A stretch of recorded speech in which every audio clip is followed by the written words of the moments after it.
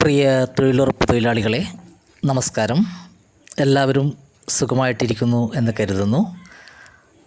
എല്ലാവർക്കും ശുഭദിനാശംസകൾ നേരുകയാണ്.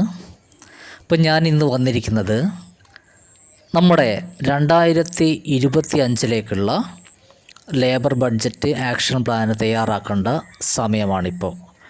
അപ്പോൾ എല്ലാ തൊഴിലുറപ്പിൽ നിന്നും നമുക്ക് അടുത്ത വർഷത്തേക്ക് വേണ്ട ജോലികൾ ഏതൊക്കെ ജോലികളാണ്, എത്ര തൊഴിൽ ദിനങ്ങൾ നമുക്ക് ആവശ്യമുണ്ട് എന്നൊക്കെ പ്ലാനിങ് ചെയ്യുന്നതും അത് പൂർത്തീകരിക്കുന്നതാണ് ലേബർ ബഡ്ജറ്റ് ആക്ഷൻ പ്ലാൻ കൊണ്ട് ഉദ്ദേശിക്കുന്നത്.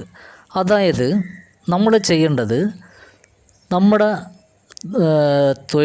തൊഴിലാളികളുടെ ഇടയിൽ ആർക്കൊക്കെ എന്തൊക്കെ വ്യക്തിഗത കാര്യങ്ങൾ ചെയ്യേണ്ടതുണ്ട്. അതായത് നമ്മളിപ്പോൾ കോഴിക്കോട്, ആട്ടിൻകൂട്, തൊഴുത്ത് തുടങ്ങിയ കാര്യങ്ങളൊക്കെ നമുക്ക് ആർക്കൊക്കെ വേണം, അത് വേണമെന്ന് ഇപ്പോൾ പേര് കൊടുത്തിട്ട് കഴിഞ്ഞാൽ അടുത്ത വർഷം 2025 അത് ചെയ്യാൻ ബാധ്യസ്ഥരാണ് അവർ.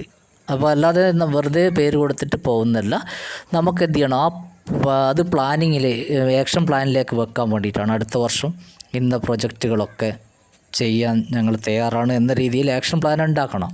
അപ്പോൾ അത് കഴിഞ്ഞാൽ അത് അംഗീകരിച്ച് വന്നാലാണ് നമുക്ക് അടുത്ത 2025 ഏപ്രിൽ മാർച്ചിന് ശേഷം, അതായത് ഏപ്രിൽ മുതൽ അങ്ങോട്ട് വരുന്ന പണികളിൽ ഈ പണികളൊക്കെ ഉൾപ്പെടുത്താനും നമുക്ക് തൊഴിൽ ദിനങ്ങൾ ഉണ്ടാക്കാനൊക്കെ പറ്റും. അപ്പോൾ ഓരോ വാർഡ് അയൽസഭകൾ വഴിയാണ് ഇതിൻ്റെ പേരുകളൊക്കെ നമ്മൾ ചെയ്യേണ്ടത്. അത് പിന്നെ നിങ്ങൾ സംഭവം ചെയ്തു കഴിഞ്ഞാൽ അവർ അയൽസഭ വഴി എന്ത് ചെയ്യും, അത് ഗ്രാമസഭകൾ അംഗീകരിച്ച് നമ്മുടെ തൊഴിലുറപ്പുമായിട്ട് ബന്ധപ്പെടുത്തി അവർക്കങ്ങ് ചെയ്തു പോവുകയാണ് ചെയ്യുന്നത്.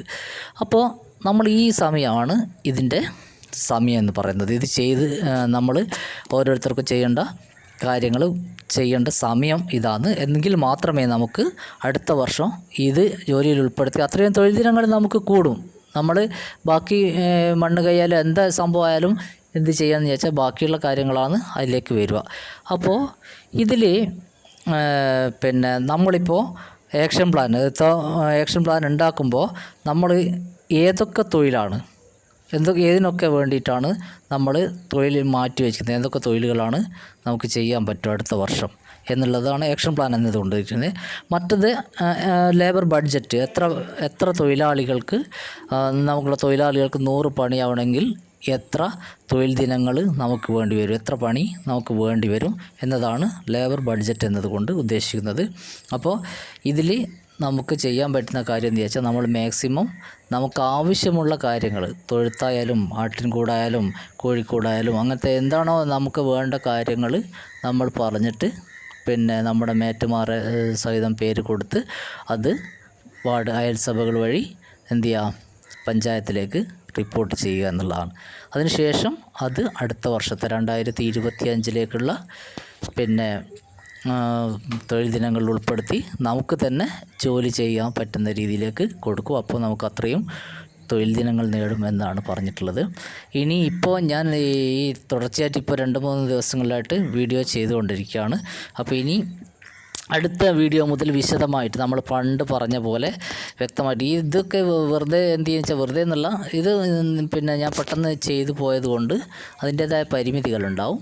പിന്നെ എഴുതി തയ്യാറാക്കിയിട്ട് പറയുന്നതൊന്നുമല്ല, പിന്നെ വളരെ പെട്ടെന്ന് അറിഞ്ഞ കാര്യങ്ങൾ നിങ്ങളിലേക്ക് എത്തിക്കാൻ വേണ്ടിയിട്ടാണ്. ഇനി നമുക്ക് അടുത്തത് പ്ലാനിങ്ങോട് കൂടിയിട്ട് നല്ല വീഡിയോ ആയിരിക്കും.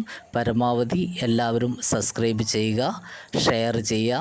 മാക്സിമം നിങ്ങളുടെ സഹായ സഹകരണങ്ങളാണ് ഞാൻ പ്രതീക്ഷിക്കുന്നത്. നമ്മുടെ ചാനൽ വളരെ വേഗം വളർന്നുകൊണ്ടിരിക്കുകയാണ്. അതിൻ്റെ ഭാഗവാക്കായതിൽ വളരെയധികം നന്ദിയുണ്ട്.